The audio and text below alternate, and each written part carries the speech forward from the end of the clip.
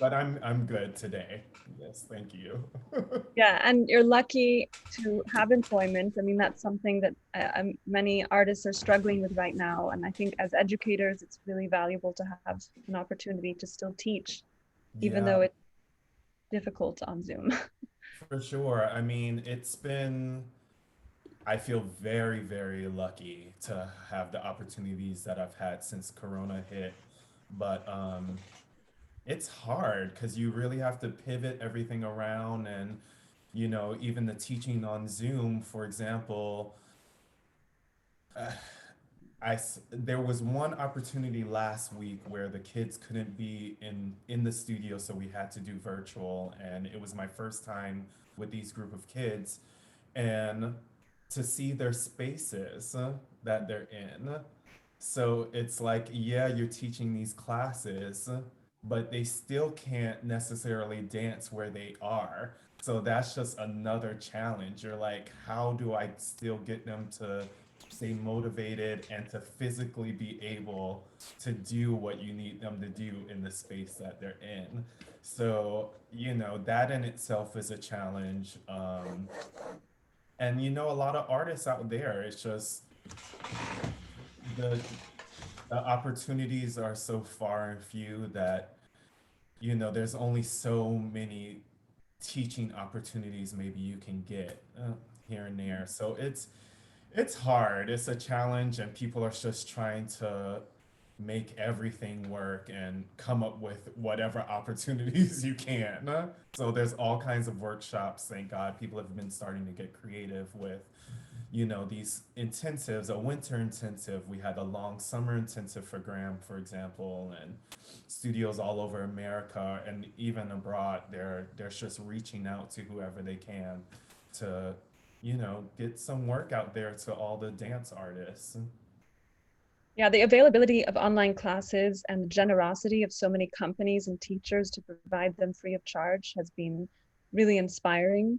Yeah, So I think there's, on one hand, this pandemic has really shown us the power of our communities beyond what we might have believed, and in some ways getting exposure to dance forms that you'd never reach. So yeah, I hope that's something that we hold on to. But the other aspect of that is that it's not sustainable, and we yeah, can't give our art free, even though we're that generous by nature. yeah. What is going on with the companies that you're involved with? You're doing independent teaching. That's awesome that you have this teaching gig at one of the top performing arts high schools. So you're in New York now then? Yeah, I'm in New Yeah. York. I probably have only left like a total of 3 weekends, but I've been here since the beginning. And I've seen a shift. Like you said, if Corona, I think, proved anything, it proved how much dancers, how strong we are. Um, we're already disciplined by nature. So, and I mean, we don't get paid big bucks, so we're already used to that kind of lifestyle. But I think this really proved to the world that dancers are here, like, and we're dedicated, and we just want to provide beauty to the world and an escape, and not only for them but for ourselves as well. And if we have to dance in our living room, our kitchen, some people in their hallway, they're just gonna get it done. And it's it's been a really beautiful experience, at least for me. It's kind of, I never lost my love for dance, but it totally sparked another fire in it.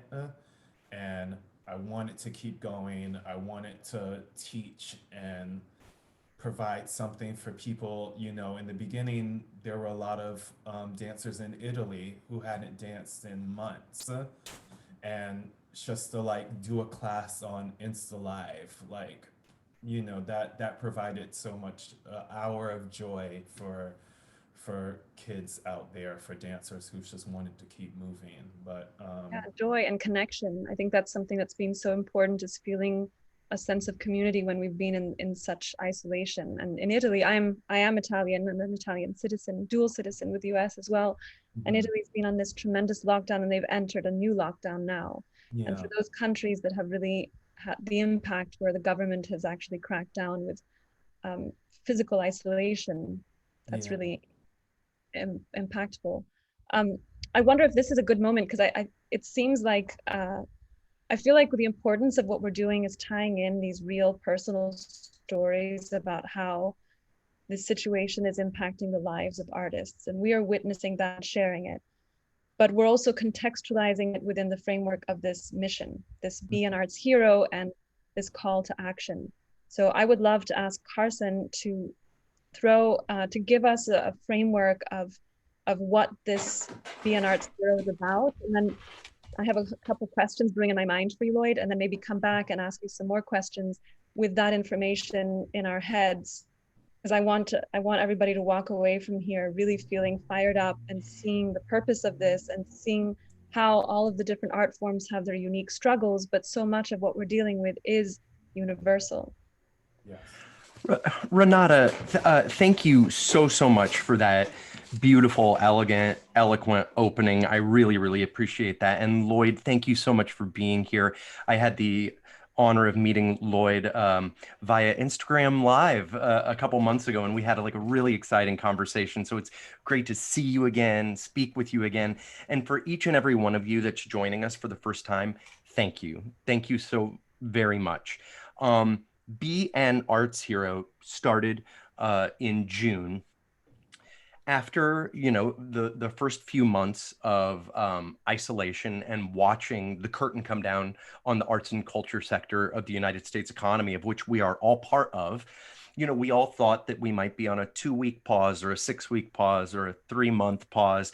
And as the shutdown for the arts and culture sector elongated and just got longer and longer, we saw very quickly in April and May the human and physical infrastructure, the kind of fabric of the reality of our lives start to unravel in front of us. I had a friend who was a clown at the Cirque du Soleil, and they went on pause in Houston, and the pause lasted 3 weeks, and then they were like TBD as to what was going to happen, and then the Cirque du Soleil went bankrupt and everybody lost their jobs.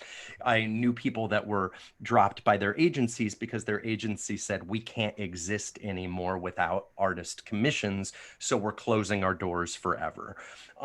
Work that I personally had disappeared forever. And so we were looking around in every direction, and we were seeing the arts and culture sector of the United States economy, of which we were part of, really left out in the cold. And artists and arts workers, and that's the people on stage, behind stage, in the box office, working in the parking garage below the Amundsen in Los Angeles, the people whose livelihoods are here with us in this sector, especially as the federal pandemic unemployment compensation was ending, as COVID cases were spiking, as people whose health insurance was related to their employment were losing it. We definitely saw that there was an emergency.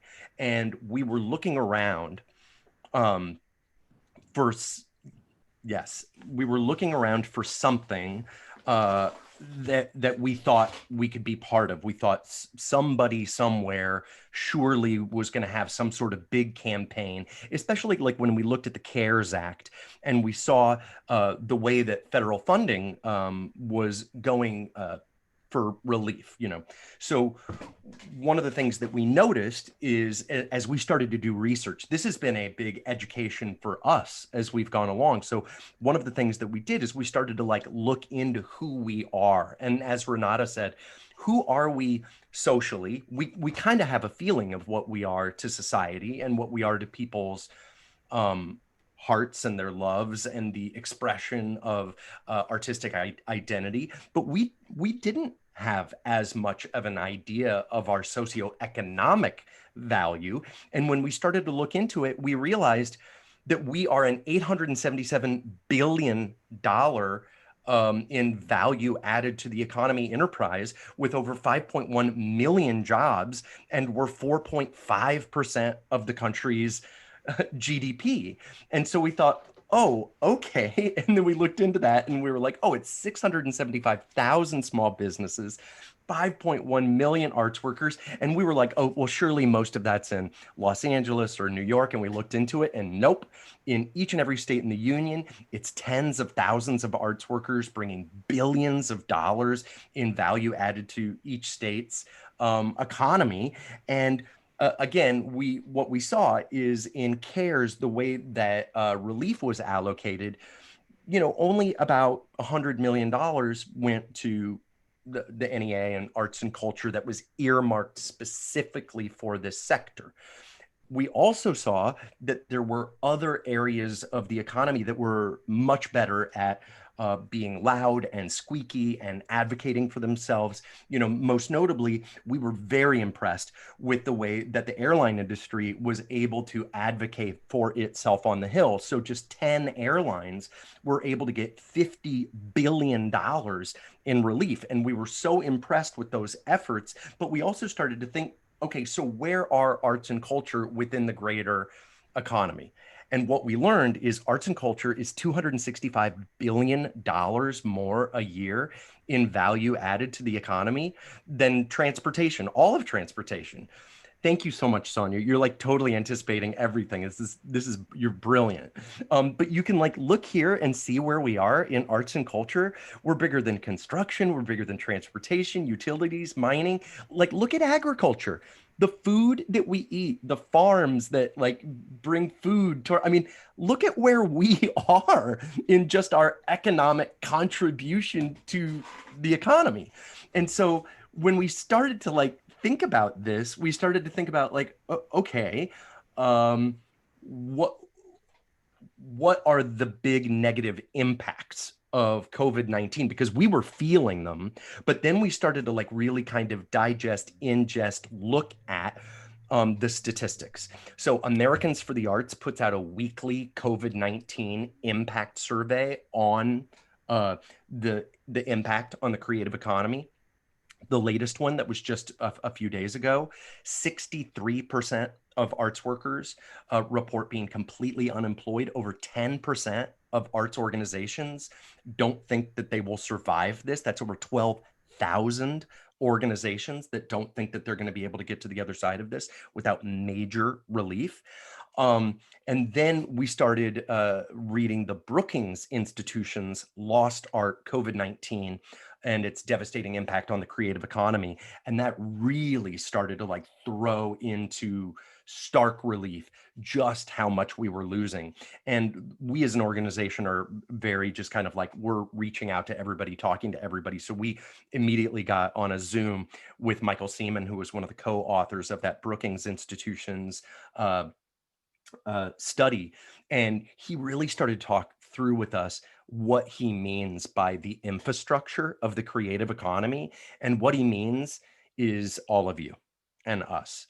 The infrastructure of the creative economy is those of us who show up to work every day in these organizations, in these institutions, offering our skills, our ability, our craft to do this work and generate this prosperity for the country. So what then happened, in late July is Matthew Lee Erlbach, who's on this call, wrote an incredible kind of cri de coeur to the 116th United States Congress, really using these numbers that we had been metabolizing and ingesting and saying, not only are we the very definition of American humanity, not only are we the healers and contributors and beauty makers and storytellers, we are also a cornerstone of the United States economy. And right now, that cornerstone is crumbling. And so without relief, you're looking at a collapse of 4.5% of the United States economy. And when he wrote this, it quickly got 15 to 16,000 signatures from some of the most prominent institutions and arts workers all over the United States of America.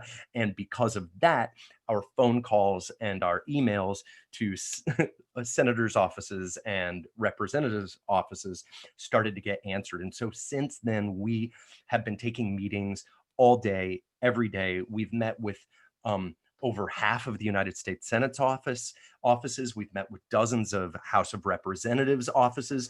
Our hope is literally to go into every room, speak to every office, and really advocate on behalf of the entire sector and everyone who is suffering right now to make sure that we can get that federal pandemic unemployment compensation up and running for the 2.7 million to 3.1 million of us that are completely unemployed, to get COBRA subsidies so that people don't lose their health insurance in the middle of a deadly pandemic, to expand PPP so that labor unions, entertainment unions, arts specific businesses are able to get what they need to survive this crisis, so that there is a human and physical infrastructure of the arts and culture sector on the other side of this. And finally, you know, our effort now is relief, but our overall objective is to completely change the conversation in this country about the creative economy, about the arts and culture sector, because it's time for us to have proportionate relief. And despite the fact that we are $265 billion more than transportation, there is a secretary of transportation. Despite being 5 times bigger than agriculture, there is a secretary of agriculture. So we are hoping to advocate at the highest levels, not just for relief, but the kind of respect, investment, and centering of our community that we deserve and that we've earned. And so that's kind of the 6 to 7 minute speech of like where we came from, what we've been doing for the last few months, and where we want to be headed. But what we want this opportunity to be is we want this to be an opportunity for you to tell us about your personal experiences, what kind of relief you would need. Tell us about your community, what you've been seeing, and like we literally want to be here for you. And that's that's where I am. That's the conclusion I'm coming to. I'll pass it back to you, Renata. Well, thank you. That's such an incredible amount of information. And I think so many times when we talk about the arts, it sounds so so poetic and emotional and spiritual. But when you're presented with such impactful statistics, you really can't argue with them. And I thought that graph that shows the arts is the second highest producing industry is really impressive. Even I, who value the arts, would not have guessed that if you had given me a random question yesterday. I wonder, I have a question of how do we get access to that information so that we can share it? Is there a way that we can be proactive in sharing this material? Yeah, absolutely. First and foremost, I do want to clarify that we took that graph from the National Association of States Arts Agencies. So they kind of did that comparison study. And so we definitely are second to retail they took a list of industries to compare us to. So there's still like financial services industries and tech industries that do make up a huge portion of the economy. So we don't want to like misrepresent our size and scope, but we are huge. And one of the things that you were talking about earlier is this idea that it's like we know about the social value that we give. Like we get up every day and we just know it in our hearts, but we don't all necessarily know what it is that we're contributing to our communities and to our cities and to our economies, and just how much of a jobs and prosperity multiplier we are. And so that's one of the things that we are trying to do, is we're trying to raise awareness in this way. And Jenny Makholm has created so many incredible graphics that you can find at beanartshero.com. And we have a graphics yard. And in the graphics yard, we have 50 state folders. And in each folder, we have slideshows for just how big the arts are in all 50 states. And we also have graphics showing what the negative impacts of COVID-19 have been on arts workers and the arts and culture sector in every state. So you've got those. Like, we want to be a resource for you in every way. And you can find those at beanartshero.com. But you can also, we'll drop some of the stuff into the chat. Americans for the Arts have tons of great statistics. The National Assembly of States Arts Agencies has tons of information. This Brookings Institutions study really, as talk about value, Renata, we talk about 877 billion, and that's from the National Association of States Arts Agencies. Michael Seaman and Richard Florida estimate it, because they have kind of a broader definition. They put it up at 1.7 trillion. So like there are different people metabolizing and contemplating the creative economy and what they include in it and what they don't. But the more you look into it, the more you see we are too big to fail. 68% of tourism is for arts and culture activities. We're related to hospitality, hotels, transportation. So we're a cornerstone of the American economy, and you can find tons of this information at beanartshero.com. And Jenny, you're muted. And That's folks, so good to know.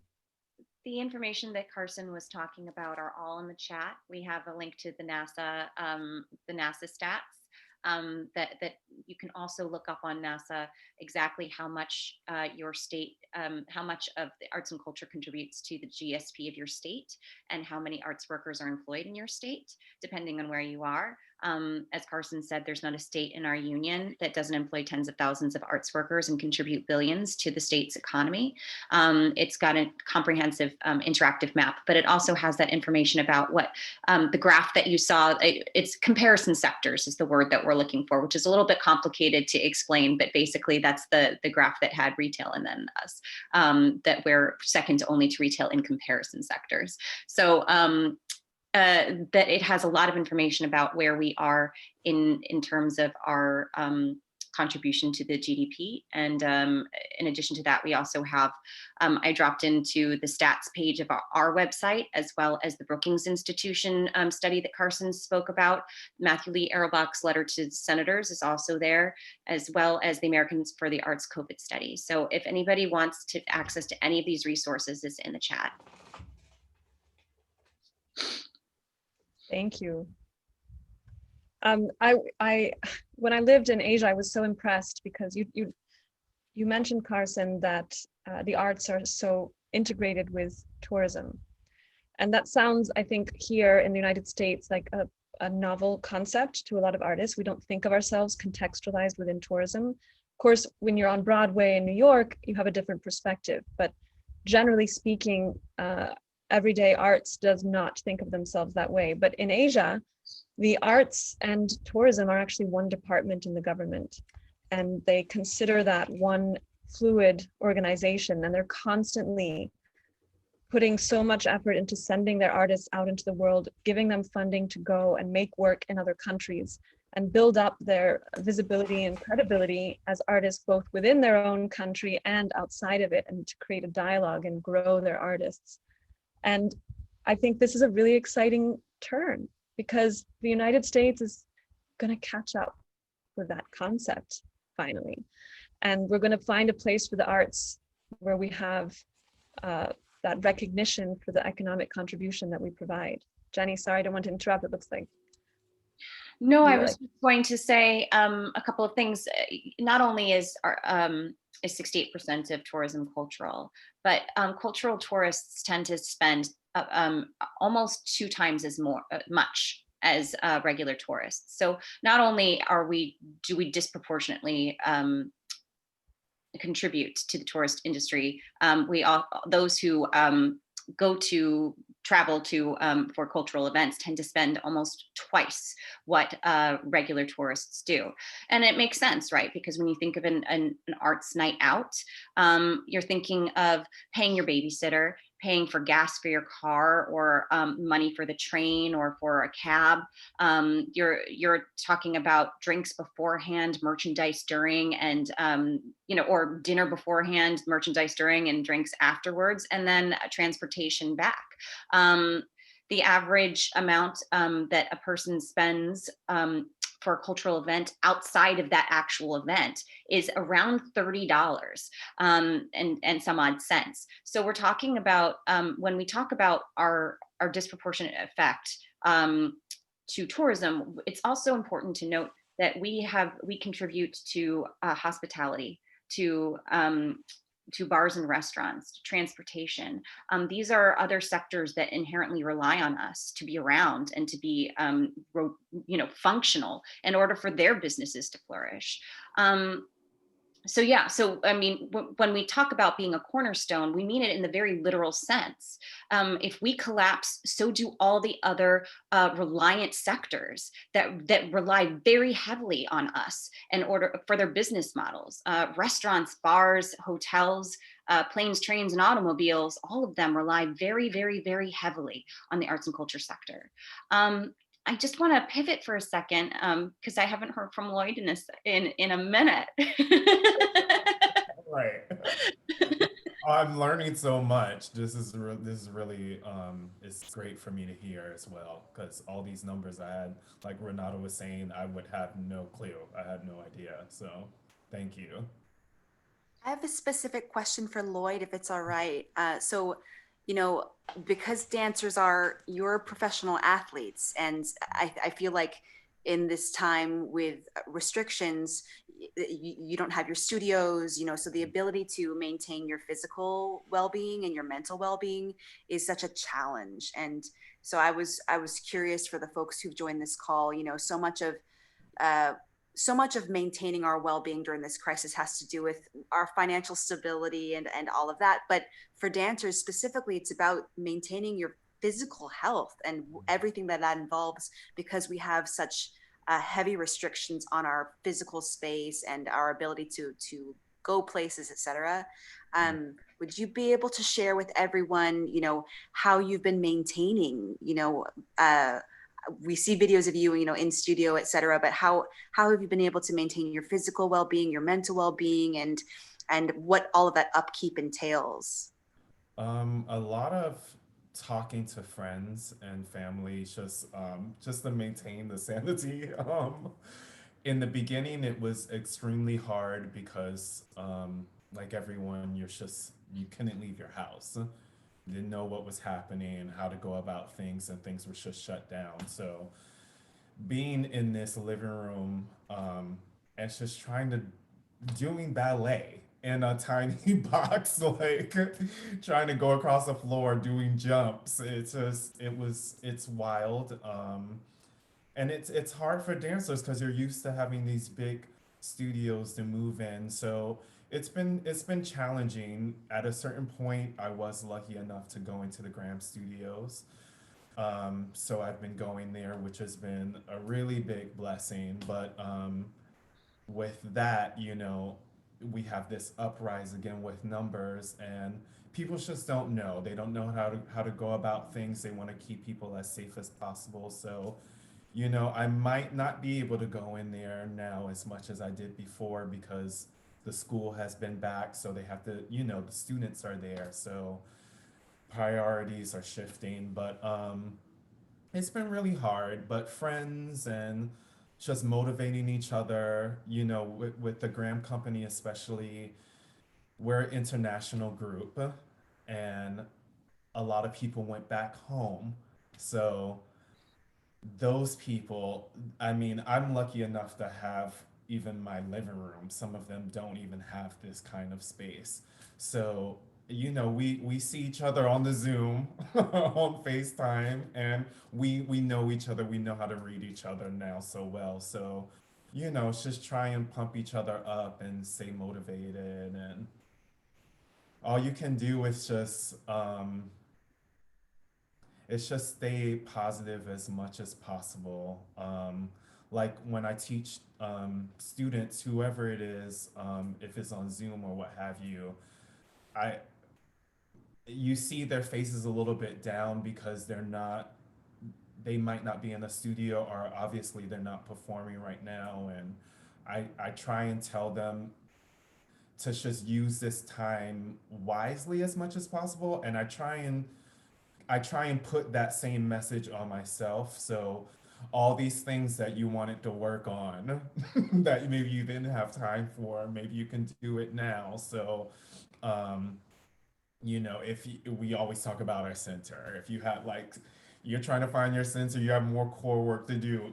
You have all the time in the world now to work on that. For me, dance on film, Renata, I'm like trying to get into that industry. So, just try and look at other things that maybe I can accomplish during this time, as well as trying to stay in shape because I want to dance. Everybody's going to come back really flexible, right? Right? You Yeah, can hopefully. stretch. You don't need a lot of space to stretch. But I mean, I think that what you're talking about, Floyd, is so important. I think, and all puns aside, the flexibility of dancers is one of the strengths, and not the physical flexibility that we're always working on, but the mental flexibility and the fact that we are used to getting by on the crumbs. We're not used to getting paid big bucks for what we do. So when you take away the crumbs that we get, you can't survive when you're starving. You can survive on crumbs, arguably. And you're lucky to be teaching and to be surviving, but I'm wondering from your perspective, you have this experience of being both an independent teacher and doing your own thing and getting commissioned and being a guest artist, but you also have this understanding of the identity of being a part of a company, which is the traditional ballet or contemporary modern company that doesn't really exist that much today, because in our economy, it's even before COVID, it wasn't really viable. That the whole pickup company and the small project and several dancers working for 3 or 4 different choreographers very fluidly is pretty much how the world of contemporary modern dance works these days. And you're lucky to be a part of the Martha Graham Company, which is sort of this vestige and icon to how modern dance was founded. But you have insight and you can share with us how you see those two different ways of operating as a dancer. How are they both and uniquely affected by COVID and this situation? Well, it's interesting you bring up Graham because yes, it has this. We're 94 years old now, so oldest modern dance company, especially in America. Um, but yet they struggle. We struggle a lot just to maintain a certain level of brilliance, of excellence, and now we're in a spot where there's all these levels of there's all these different levels of struggle. For example, you have our foreign dancers who now they can't get unemployment because they're not from this country. So, and with us not working, Graham, their bank account is only so big, so they can only help out so much.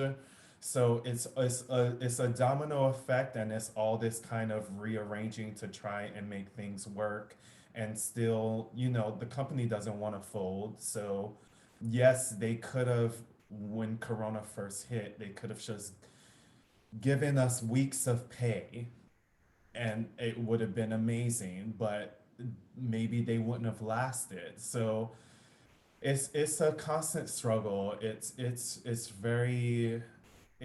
hard for them, and me being a dancer, yes, I have that side where I'm just like, well, why can't we just do this and why can't we do that? And but they can't.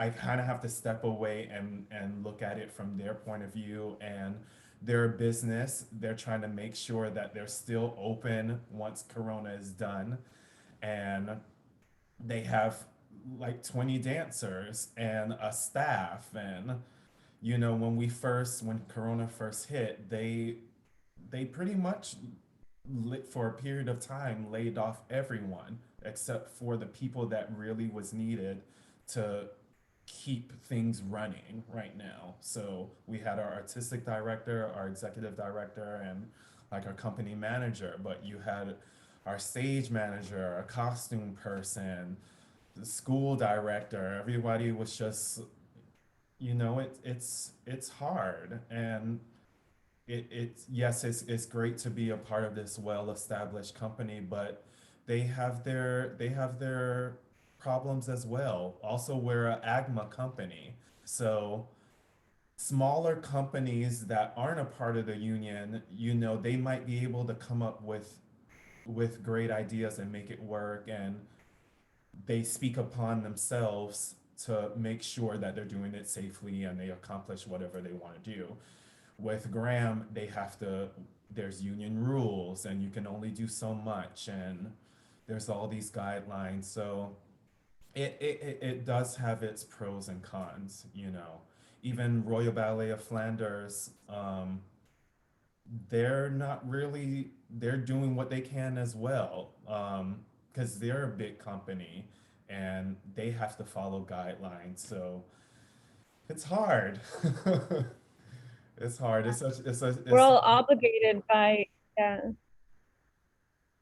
by rigors of safety and then a union and structure. And then you as an individual artist are striving to find opportunities to do your art form and to also pay your rent. And that's, I'm sure that you have friends who are facing eviction or who are just unable to conceive of the sustainability of this if this continued for 6 more months. It's one thing to eat up your savings, and it's another thing to just, you know, realize that the well is running dry. yeah. So I So I mean, think you it know, is, it's a so really, sorry. That no, Zoom, go ahead. sorry. I know the Zoom delay always sets us up for some fun toes, stepping on each other's toes. No, honestly, But like that's okay. We're good at navigating. we're learning, you know, we're getting it. But so many artists are have left New York. And you just hope that they're gonna come back soon. You hope that things get better. And I know for the dance community, I feel like we're a little bit easier with finding these gigs, you know, teaching here and there. But there's a lot of Broadway performers, Mhm. actors. There's only so much. And then the other thing is that so many dancers were able to make ends meet by having secondary jobs Hmm. in the food and service industry, by teaching in fitness. A lot of dancers work in fitness. Hmm. And with this pandemic affecting us ubiquitously, it really, really does impact the world of arts in a different way. But Hmm. I think you gave such good advice that you say that you offer to your students and for yourself, and that is to think about what we do have accessible. You might not be able to do grand jetés, but you can work on your center, you can work on your core, you can work on your flexibility, and you can explore new ways that you can exist within your field. I mean, look at the people who are arts, very accomplished in their field of the arts as TV writers, producers, directors, comedians, actors, with their writing and their research to create this movement, right? We as artists are used to thinking in a hybrid way. We're problem solvers. We don't let we don't let something stop us when we see the vision, and we're really good at collaborating when we want to. Yeah. And I'm really excited that we're trying to collaborate now across fields and that we're having these dialogues that are centered around each art form. And I hope that people are joining in to hear the dialogue on music and dance, even if they aren't a musician or a dancer, to get that perspective and realize what is universal, what is unique, and maybe I have a solution for my world that would actually help yours and vice versa. Yeah. And we need to think that way. And you mentioned dance film, and I think that film and this ability to create for the screen is really going to become something important for us for the survival of our art form. And I never want to see that replace live performance or stage. They're completely different and complementary things as part of our field. But I've always said that film is a way for dance to reach new audiences. And it's very exciting for me as a dance filmmaker and somebody who produces dance film work and directs it to think of an artist like you diving into that world, because that's going to grow our field. So in spite of this pandemic, in spite of all the struggles, we actually have growth. And I think that we're building stronger communities, we're trusting each other, and we're realizing that we actually are there for each other. Even though it's a very competitive world, even though most of the time we're striving to get that grant, this is a moment when we have to let down those walls and let each other in and give. And I think there's something really, really, really powerful that's happening here. And there are trickle down effects of the pandemic that will affect us negatively, and we will combat them. But there are also some really positive trickle down effects that I hope will not be dissipated with time. For sure. For sure. I even this summer, I noticed it was a beautiful thing that happened was, I don't know if you've ever heard of the Kotzebue Cultural Center. They started a summer dance festival, and it Mhm. was outdoors, and it was great because it was, as far as I knew, it was the first live event that was happening during this time, and they gave people the choice to, you had obviously the lawn, they had a few chairs, and then they had a row where people could drive in, and if you wanted to stay in your car and keep distance, you could, and you can see the performers, and it was all done really greatly with all the precautions needed for corona, and it was just an opportunity to bring back live dance and performances, and to give people So that nice. joy again. So, people, their imagination is really is lit right now, Mhm. and people are really, they want to see it Yeah, we're come gonna back. find solutions. Yeah, for sure. Yeah. There was a choreographer in LA who did this whole, I forget their name, and I'm sorry I can't give them a shout out right now, but they did this incredible performance where they had all the cars who paid their ticket to come watch park in a circle around them. And the Mm. headlights of the cars were the lighting for the show. And they Oh, just created this piece that existed in the round. And I was like, oh, that's so brilliant and beautiful. And it's perfect for this time because you could stay in your car with anybody that came in your car was part of your socially distant circle already anyway. And so you didn't have to worry about audience safety, and you didn't have to worry about a lighting designer. And you I mean, it was so circumstantially driven, and also, I think, creatively exciting to think about making something with that kind of setup. So there will be stuff that happens and comes out of this. And I hope that the dancers who are the substance of our companies and performers, and I see that there are dancers who are watching us tonight. I hope that we will find a way to give you the sustenance that you need in order to keep dancing, so that when we're able to come back into the studio, you can hit the ground running, um, and keep all of this coziness and inspiration fresh with you, that the pandemic has sort of forced us into. wow. Yeah. Jenny. I have a question. Um, this is really a question to both of you. We the core membership of being Arts Hero, we're a member of multiple unions, and we know how health insurance has been affected by the unions that we're members of.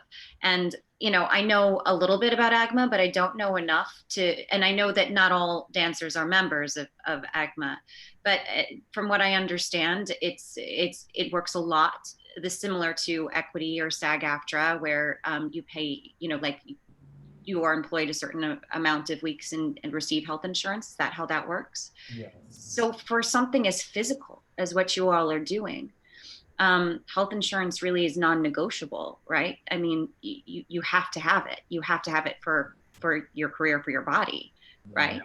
Yeah. I mean, personally, I was on the phone with my insurance company just because I think I was doing too much in this apartment. My back was jacked up. So I had to go to physical therapy. So it is necessary, and I'm lucky enough to have that through the company, but you have a lot of artists out there that health insurance is not necessarily, it's not in their life, or some people had Obamacare, and we all know with this current administration how that's been. So it is a thing, and it's real, it's a real topic of importance. Yeah, a lot of dancers that work for pickup companies or who rotate don't have the benefit of health insurance that comes with the job, and they have to just make the choice and pay out of pocket. And Obamacare, you have to pay, and it's reduced, and then at the end of the year you might owe money if you miscalculated what you'd make. Um, but it's essential to have healthcare, and this is the first year that I have had healthcare in about 6 or 7 years. I just was Mm. moving and traveling so much that I wasn't in one country long enough to qualify for it in one place, but it was scary to not have it. And I was lucky to not be injured significantly, but it's a huge risk. And you'd think that with a dancer who has their body as their instrument, that healthcare would be a given, but unfortunately it's not. And most dancers are alternating between having a job and having a salary coming from their company, and then alternating between unemployment in the months that they aren't able to work, and really just finding a way to cycle and maximize their viability through the system, dancing and working as hard as they possibly can to make it through, Yeah. so they can do what they want, so they can perform their art. So And yeah, for dancers especially, I think we struggle with having access to resources. Sorry, Lloyd. no. I was just gonna say um, I think it's even harder now because at least before Corona, you know, there were jobs to go after to to pay Mm-hmm. to pay for those things, but now with things so limited, you know, it is hard. It's really hard because you can't, there is no work. You know, some people, even unemployment, there were people that couldn't get unemployment for months. They couldn't get a hold of anybody. They were on call like all day, every day. I mean, I had one friend, it took him 3 months before he started getting paid from unemployment. And I was just like, I can't even imagine 3 months. You're just like wishing, hoping, praying, like you have no income coming in. It's just it's so wild to me and to think about. And there's so many I have friends in Europe, and you know, every place has their thing. Every place has their drama, what have you, but just to know that you have an administration, you have a government that sees dance, they see arts in a certain light, and they're there for you with health insurance, and just to give you money to live. You know, I get very jealous because it's so a struggle here. And I now I kind of realize during this time what people meant when they say if you can make it in New York, you can kind of make it anywhere. It's just because the struggle is so real, and it's a nonstop push really for what you want, which is to be an entertainer and to survive and to live healthy and have a life without so much struggle, if I make any sense.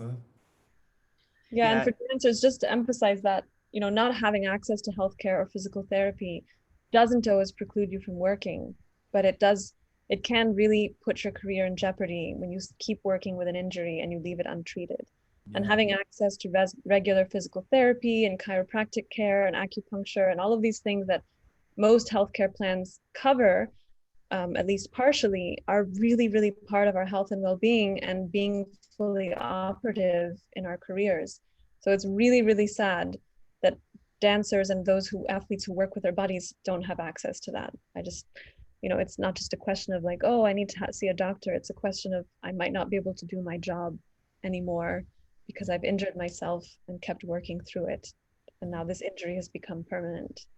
yeah, And I just want to amplify what Lalit, I hope I'm saying your name correctly, said, which is in the chat, which is the local 802 in New York, the Musicians Union, which is warns that their plan is facing failure, their healthcare plan. You know, I know Equity is facing similar straits, not necessarily the same. They're cutting back drastically with who is eligible and what they get for that for that eligibility, and then also what how much that all costs them has also changed. And I know that a lot of the unions are facing similar problems because that they can't pay for the health insurance of their members if their members aren't working. So this is an example, I think, for all of us of how our our arts and culture sector is similar, even though we are split in many different ways. You know, there are many different disciplines in the arts and culture sector, and yet a lot of the problems that we face are similar. I have a question again for both of you about specifically the Nutcracker and what it means, if you know. You know, I know that there's a lot of news right now about what canceling the Nutcracker means to a lot of dance companies, and what that means to their ability to stay open. And if you all have any thoughts or observations or stories about that. Um, yeah, well, some dancers are happy that they don't have to do the Nutcracker this year, but but I know that it's a very big money maker for these companies. Some some companies base their whole season off of the Nutcracker, their budget, because they make so much. As independent artists, you know, I know a number of people that the amount of gigs that you get, Nutcracker gigs that you get each holiday season, it helps to pay your rent sometimes for like an entire year. So it's a really big deal that that's not around this year all around. It's bad for companies, and it's especially bad um, for artists that based a lot of their income off of doing the Nutcracker. I know for myself, um, I do at least like one or two Nutcrackers every year, and it's amazing artistically, and it's great for my wallet as well. So, you know, that's not going to be around this year, that Christmas joy. But yeah, it's hard. It's hard. New York City Ballet. That I mean, I don't know the exact amount that they make from that, but it's around for months.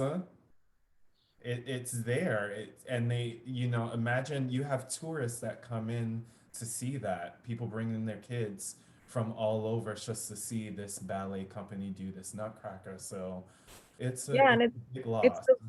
it's the performance, it's the ballet and the dance event that even the non-dance people attend. It's the Christmas and Easter for Catholics, you know, that's the only two masses they go to every year, but they go to those two masses, right? So Mhm. everybody thinks at Christmas, we've got to go to the Nutcracker. So it's so fundamental to the economic survival of the dance industry, even if internally we might dread it in some way, shape, or form, as well as enjoy it. And there are some companies who reinvented it and made it more delightful. Yeah. So there are many versions of the Nutcracker and cracked nuts and all this kind of versions in New York. So you have to go check them out once they're back. But you know, one thing I'll say is that the concept of the Nutcracker is scalable even when you scale back to small towns and local community theaters, because that end of the year dance recital, when all the parents and their grandparents and their aunts and uncles that's come to the performance. That's how that small nonprofit in on the Eastern Shore of Virginia survives and pays their teachers for the whole year, Hmm. is that one performance. And the fact that theaters are dark is affecting the New York City Ballet, which of course is sort of jaw dropping, but less significant to everybody's everyday life is the little dance schools all over the country. But we're all part of the same fabric. And this, we keep talking about the impact of the little against the big and the big against the little and the trickle down and the integration. And that's the thing, is that all of these situations are scalable, from the littlest towns to the biggest cities, from the smallest companies to the individual artists to the big companies. And we're all suffering and struggling with the same issues. And the fact that theaters are dark and that performers aren't performing is something that must be addressed. It's not sustainable for the arts, and we have to find some creative solutions in order to keep our audiences interested and to keep our artists performing. We'll And have to start working on that. I would love to just jump in and say, underneath all of this is the desire and the need to preserve the human and physical infrastructure of this crucial part of our economy, this crucial part of our identity, this crucial part of our society. And to do that takes civic engagement. I think that there are so many people in the arts and culture sector right now who, in good times, feel unvalued, in good times feel ignored, in good times feel that there's barely enough to get by. And so we look at this moment and it can feel utterly and totally demoralizing. But right now, there's 40 million plus Americans that are completely unemployed. Arts and culture sector employees are between 2.7 and 3.1 million of that great big American suffering family. And we have an opportunity in this moment to do something about it. And what Be an Arts Hero wants people to do, what we want people to know, is that you have autonomy, you have authority, you have agency, you have a phone. And you can pick up the phone and you can call your senators. There's two of them. You can call your rep from the House of Representatives. There's one of them. And you can just tell them what is going on in your community. You can tell them about your own suffering or the suffering of your friends, your colleagues, your family members. You can talk about the importance of your livelihood and what it means to your community and what it means to the greater economy. At beanartshero.com, we give you all the tools to talk about this, both financially, economically, and also personally. That's what really drives it home, is when people just pick up the phone and call and take action. I know it seems so simple, and you think to yourself, what is my phone call going to do? Well, it's going to do something, because these people exist and they are paid tax dollars. It is your money that employs them. They are there to represent you. So if you call, if you make your voice heard and you demand a retroactive extension of federal pandemic unemployment compensation at full $600 back to August 1st, if you say that people need health insurance in the middle of a global pandemic, if you say that Congress needs to make sure that these 675,000 small businesses that are the arts and culture sector that employ the 5.1 million arts workers, if you tell them that there needs to be dedicated relief for the arts and culture sector, they're going to listen because they have to. And so the more of us pick up that phone, write that letter. At beanartshero.com, we have all their social media handles. You can at them, you can tweet to them, you can call them. And it really is our responsibility right now to make noise and to be a squeaky wheel, and to join that large suffering American family that absolutely needs relief right now. Brooke. Yeah, and I'll piggyback on that and just say it's so easy. You know, I was one of the folks who never contacted my senators. I didn't know how to. It seemed daunting. I didn't want to get on the phone. I was scared about what to say. I wanted to do it right.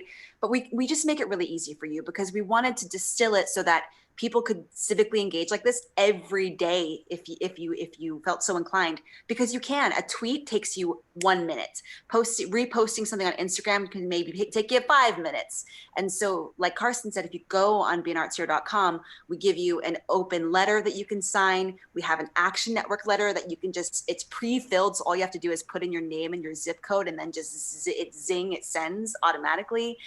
And Jenny Grace Makholm has created amazing graphics that you can just repost. You can tweet at your senators. And like Carson said, also, we have all of the senator information, their social media handles, their phone numbers, everything on our website. So we make it super easy for you all, and you can do it every day. And the sad reality is, you know, without folks like you speaking up and demanding what our arts and culture sector needs and what our dance community needs, there might not be an industry to return to on the other side of this crisis. And we're seeing that with shutdowns every day, businesses that won't be able to survive the pandemic, and arts workers that are leaving their cities of residence because they can't afford to live there anymore, and folks getting sick because they're losing their health insurance, and getting kicked out of their homes because they can't afford their rent and their mortgage payments anymore. So it's very urgent for all of us to recognize that we have an individual and a collective responsibility to speak up and demand that we get the relief we require, and the recovery legislation that we require, and the investment that we require coming out of this crisis.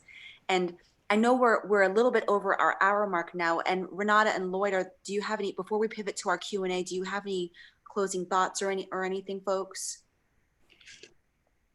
No, I actually was just gonna, Carson just said some words that kind of hit me really hard, like feeling ignored. And, you know, a lot of artists do feel ignored right now because nothing nothing has really been said to us in depth about why we've been the last of the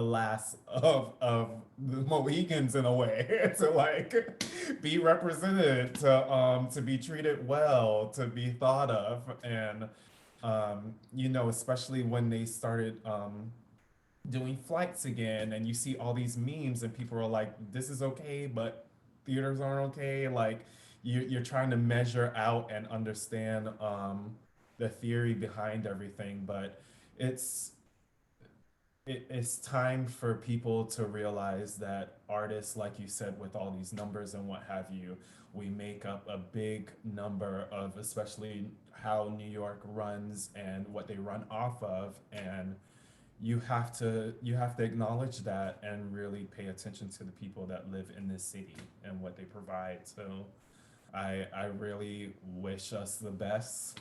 And yeah, it would just keep pushing. Yeah, and in the spirit of looking forward with hope, look into everyone, dancer or non-dancer, the plethora of resources for dance classes that are available online now, which is so unusual, and figure out a way to dance in your living room as best you can so that we can look forward to being back in the studio and build a world with more dancers and more appreciation for the arts.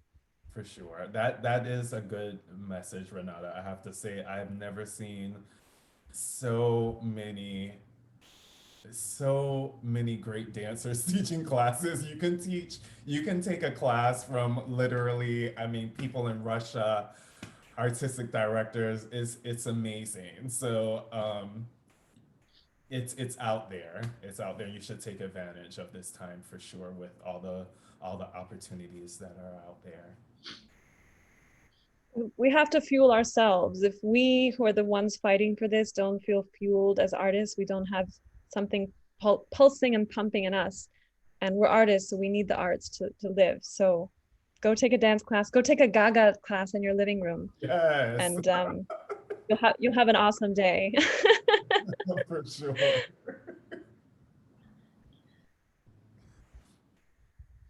Well, Jenny. I want to, I got sent to Garland. Are you still with us? Garland had a question that they sent me privately, but I want to see if they want to articulate it in person, if they're still here.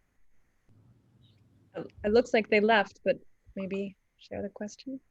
Well, I'm a little confused, but I think it says, interested in hearing what choices people are manning. I'm not sure what to continue dancing, going outside of union. If you're laid off, are you volunteering for other organizations or even the organization that laid you off? Focusing on virtual teachings, dance on film, creating your own fundraisers. Would love to heat the pulse.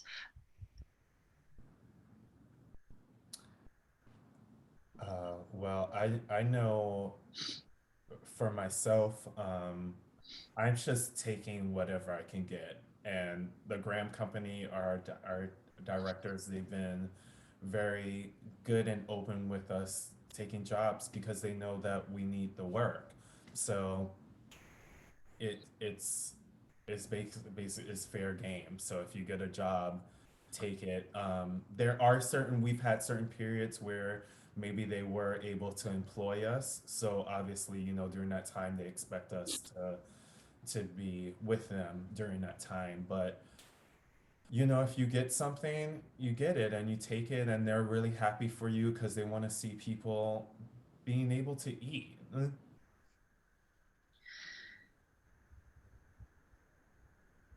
anyone else have any more questions? But I know we ran over time. I do. I think I asked 3 questions in the chat. Okay, Gold, what were your questions? Okay, yeah, I have 3 questions. The questions one is like, are we gonna have art relief next year? And question 2, okay, just like bear with me. Okay, bear with me. Okay, question 2, can I volunteer with you guys? And question 3, if we do have a cabinet of arts and culture, who's gonna run it? Go ahead, Carson. I was just going to say those are all great questions, Gold. Thank you for being here, and thank you for asking the questions. Of We course. certainly hope that there's going to be relief soon. We're working on it. Whoa.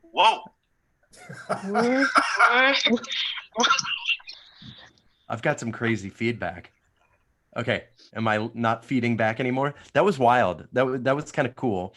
Well, we definitely hope that there will be relief soon.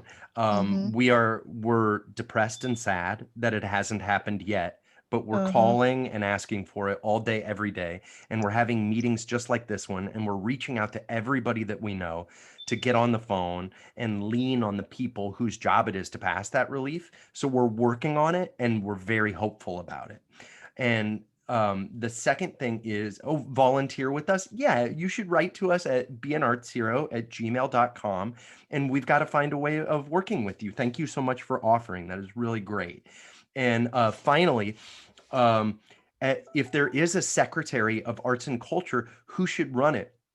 That's a really great question too. I think the idea would be to have somebody who what I would call a galaxy brain thinker, because what's really exciting about the idea of a Secretary of Arts and Culture is not only would they be there to help guide domestic policy as it pertains to the creative economy, like this big sector of the economy, right? Like that person would help make sure that it got the investment, the subsidies, support, and prioritization that any other big sector of the economy gets. So Lalit put in the chat talking about in Germany, there's 20 state subsidized orchestras. Well, we have 50 states. We should have 50 state subsidized orchestras. So that Secretary of Arts and Culture would do things like that, but they would also do things like provide out-of-the-box creative solutions for other problems. So the Domestic Policy Council is a group of people that's made up of cabinet secretaries that advise the president on things that impact the country. So, you know, the head of housing and urban development talks about those things. The Secretary of Agriculture talks about those things. But sometimes there's emergencies and crises where they give each other advice and they give each other help. So here's a very interesting thing. In Uganda, in Africa, recently, they were having a really hard time getting people to get tested for HIV, and they were having an HIV/AIDS crisis that was really terrible, and they didn't know what to do about it. So they called in a creative consultant who thinks about the creative economy and thinks about how arts and culture can intersect with other aspects.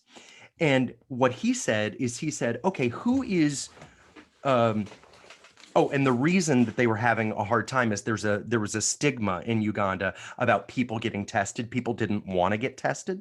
So this thinker said, who is Uganda's version of Jay-Z? And what they ended up doing is they threw a festival, a music festival, where 40,000 people went, and there was merchandise, and there, you know, it was like the big concert, and free HIV testing was part of it. And so what ended up happening is the country was able to improve their health outcomes by utilizing the creative economy, by thinking about arts and culture and how arts and culture can intersect with other aspects. You can dramatically improve outcomes. So if we had someone in there, we would want it to be someone who thought in that way. So not only could they think about the creative economy and the arts and culture sector and all of us that work in it, but also think big picture about how arts and culture can improve outcomes all across domestic policy. So I don't really have the answer of who that would be, but it would have to be somebody like that. Okay, like what, like a galaxy brain thinks outside the box, that type of stuff. Yeah. Okay. Yeah. I just want to jump in right quick. Another comparison to what you were just saying within the last few years was Pharrell Williams bringing the Something in the Water Festival to the Tidewater area, and how he was able to use his platform as a performer and producer to bring a huge festival. And the couple of years that they've done it, it's really proven to be a huge moneymaker for the community. Absolutely. I love Pharrell Williams. I love her. This is amazing. Is there anybody else who has any like thoughts or questions or ideas? Thank you for that, Chris, by the way. Thanks. So just throwing my 2 cents of how we were able to come up with solutions to the problem that we're dealing with. Yeah, our hope is that, that we know that there's going to be, or we are hopeful that there's going to be like a huge infrastructure package that could come in the first 100 days. And if you think about, if part of that, these are part of the conversations that we're having both with lawmakers and the administration as best as we can, is when you're thinking about infrastructure, when you think about Mass MoCA, the museum in North Adams, what they did is they took a dead factory and they turned it into one of the most preeminent arts museums in the world. And what that did is it gave tons of jobs for people in North Adams. Now there's bed and breakfasts, now there's cute coffee shops and bars and restaurants, basically an entire sparkling, vibrant socioeconomic sector grew up because of Mass MoCA. So if we're thinking about a great American economic recovery, one, it can't happen without us because we're too big to fail. But two, if you really want a robust American economic recovery, we can be it if there are people in government who see that we can be it. So that's part of what we're trying to do too. Build back better, right? All right. I feel like we have we are way over time, and I want to give everybody the opportunity to have a good rest of your night. I know on the East Coast it's pretty late, so if it's all right with all of y'all, I think this, we'll call it a night. Yep, I'm all tired out, questioned out. Thank you, Gold. Thank you for being here. Yes, I contact you, beartsHero@gmail.com for volunteer opportunities, right? Yeah, reach out to us. Okay, thank you, Kirsten. Thank you, Gold. And sincerely thank all of you. We know that in these times, and we're all zoomed out because this is our primary mode of work, of conversation, of everything. So for any of you and all of you who took the time to be with us here tonight, thank you. Lloyd, Renata, oh my gosh, I could not have asked for a better conversation. I could sit and listen to you both talk about these things all night long. Thank you so much for your time, your talent, your generosity. Sonia, thank you so much for planning and executing and setting this all up. Thank you everyone for being here. We really, really appreciate it, and have a great rest of your night, and call your senators, okay? Yes. All your senators. And Yes. Sonia just put in the chat, we'll be emailing everyone who attended with a list of resources for relief funds and other information for you all. Thanks, Brooke. Thanks, Gold. Okay. Bye. Thank you, everybody. What you guys are doing is amazing. Thank you so much. Thank Yeah, you. keep it up. See you, Bye, Thank you, Renata. Thank you, Chris. Bye, Thank you, Lloyd. Bye, everybody. Bye. Thank you, Lloyd and Renata. Thank you. Thank you for having me. All right. Thank you for Love having you. me too. Bye, Chris. Bye.